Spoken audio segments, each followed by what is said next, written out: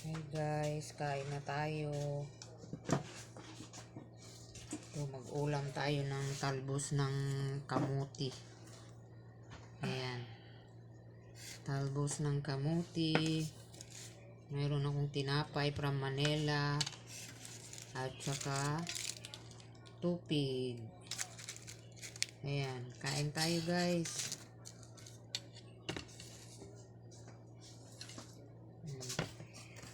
Kasama ko yung aking Kain tayo.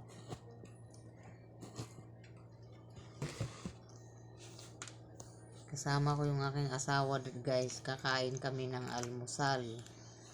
At ayun na nga yung aming pagkain. Talbos ng kamuti at palukbati. Ito, patani.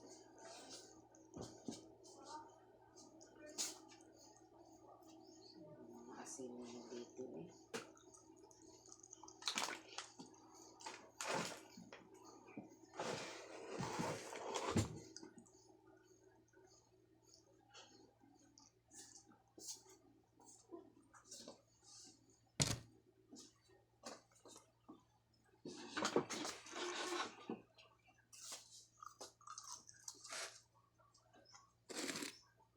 Ayan yung aming ulam sa almusal.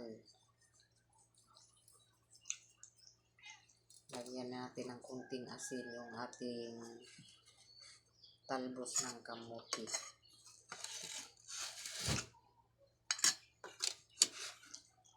Ito naman patani.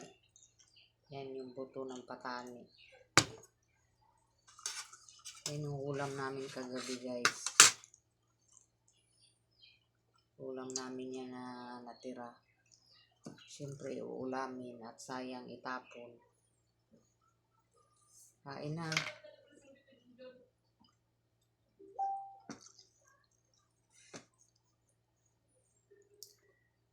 Ito lang yung dahilan kung bakit isa ako sa umuwi dito. Talbos ng kamuti na sariwa. Mamaya pakita ko sa inyo yung aming kunting taniman ng talbos ng kamuti ng mga gulay ba.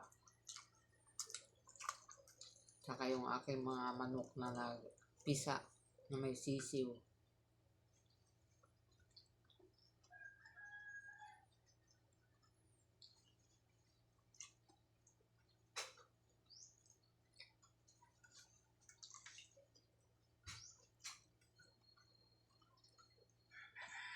Yun pa saan.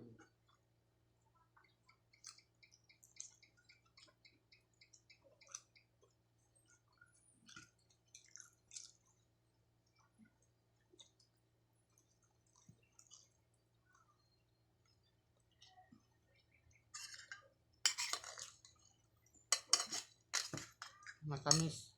Matamis talaga guys. Galing sa puno. Naguulam ba kayo ng ganito, patani?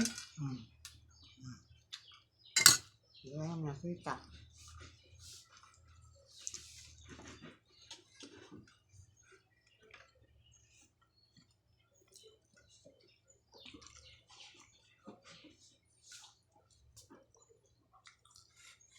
Wala dito yung dalawang anak namin guys. Yung isa andyan sa kwarto niya. Yung isa naman nandoon sa kanyang mag-iina. Hindi pa umuwi.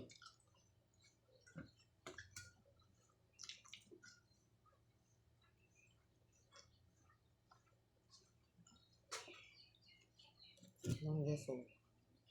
Asin lang nilalagay ko sa aking talbos ng kamuti.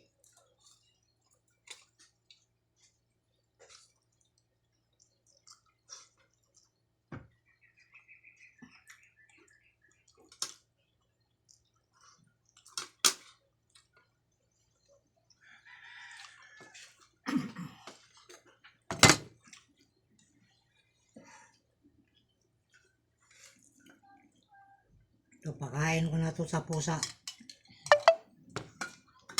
May mga alaga din kami ditong pusa pala.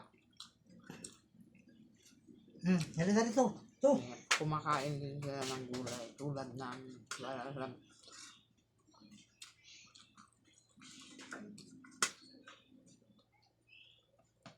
Hindi rin sila namimili ng pagkain nila. Kasi pakainin mo lang sila. Kakain din sila.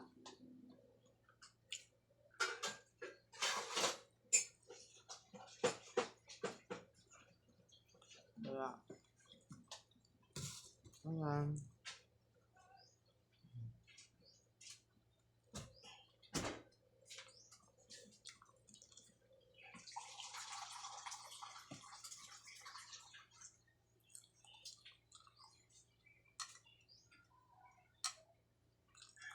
Yung buto ng patanin na to guys, tanim din ito na asana asawa ko.